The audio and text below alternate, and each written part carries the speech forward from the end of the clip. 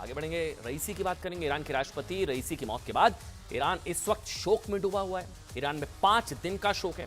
थोड़ी देर पहले तबरीज शहर में रईसी की अंतिम यात्रा निकाली गई, जिसमें हजारों की संख्या में लोग शामिल हुए। रईसी का शव तेहरान ले जाया जा चुका है। यहां भी उन्हें श्रद्धांजलि देने के लिए हजारों की संख्या में लोगों का हुजूम उमड़ा। तेहरान के बाद रईसी का शरीर उनके होम टाउन मसाद ले जाया जाएगा। एक तरफ मातम है तो दूसरी तरफ ईरान अमेरिका और इजराइल पर भड़का हुआ है।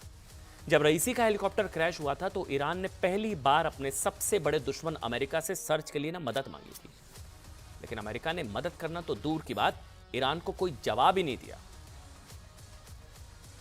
उधर ईरान ने कहा कि रईसी की मौत के लिए अमेरिका जिम्मेदार है। ईरान के पूर्व विदेश मंत्री ने कहा कि अमेरिका के प्रतिबंधों की वजह से ईरान नए प्लेन नहीं खरीद पाया, इसलिए पुराने हेलीकॉप्टर की वजह से यह हादसा हुआ। यह अमेरिकी षड्यंत्र है। रईसी की मौत पर शक जाहिर किया जा रहा है कि हेलीकॉप्टर से छेड़छाड़ हुई है। क्या अजरबैजान में रईसी के हेलीकॉप्टर से किसी ने छेड़छाड़ की? क्योंकि रईसी के काफिले के 3 हेलीकॉप्टर में बाकी 2 ने सेफ लैंडिंग की, सिर्फ रईसी का हेलीकॉप्टर क्रैश हुआ। क्या अजरबैजान में रईसी का दुश्मन छिपा था? ईरान का शक भी दरअसल इजराइल पर ही है। क्या इजराइल ने अपने दुश्मन ईरान से एक और बदला लिया है? क्योंकि पिछले 3 साल में ईरान के टॉप कमांडर्स की हत्या में इजराइल का यह हाथ माना जा रहा है। सुनिए, चीन ने भी इजराइल पर शक जताया है।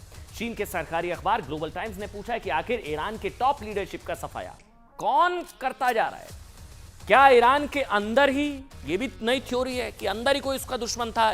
क्या रईसी को अपनों ने मारा? रईसी की मौत की साजिश रची गई, अलग थ्योरी है।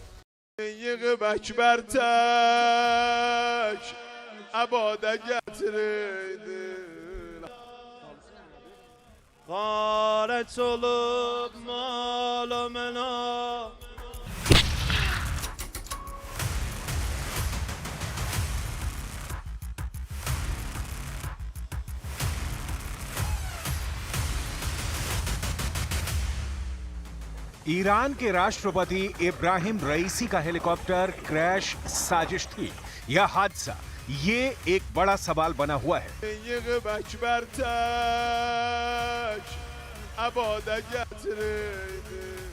ईरान खुद ये मान रहा है कि अगर यह हत्या है तो इसमें इजराइल का हाथ हो सकता है। रईसी के दुर्घटनाग्रस्त हेलीकॉप्टर को ढूंढने में टर्की को सफलता मिली थी। उसके ड्रोन ने ही हीट सिग्नेचर से हादसे वाली जगह से हेलीकॉप्टर का मलबा ढूंढ निकाला था। टर्की ने ही खुलासा किया कि हेलीकॉप्टर का इमरजेंसी सिग्नलिंग सिस्टम काम नहीं कर रहा था। जिस हेलीकॉप्टर में ईरान के राष्ट्रपति सफर कर रहे थे, उसका इमरजेंसी सिग्नलिंग सिस्टम क्या अचानक बंद हुआ या पहले से ही कोई साजिश रची गई थी?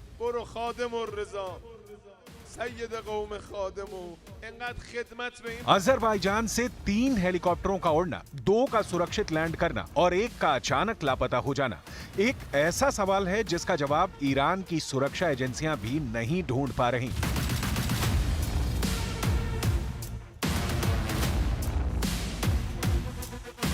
डिफेंस एक्सपर्ट का कहना है कि वीवीआईपी मूवमेंट को टॉप सीक्रेट रखा जाता है, लेकिन डैम उद्घाटन के बारे में सबको पहले से पता था। जब हेलीकॉप्टर वहां खड़े होंगे, अगर साजिश रची गई तो वहीं छेड़छाड़ की गई होगी, क्योंकि क्रैश की वजह मौसम कम टेक्निकल प्रॉब्लम ज्यादा मानी जा रही है। तो क्या यह इंटरनेशनल साजिश थी या ईरान के अंदर ही रईसी का दुश्मन मौजूद है? दरअसल ईरान की राजनीति इस समय एक अलग ही दौर से गुजर रही है। ईरान के सुप्रीम लीडर खामनेई का बेटा रईसी का सबसे बड़ा प्रतिद्वंदी माना जा रहा था।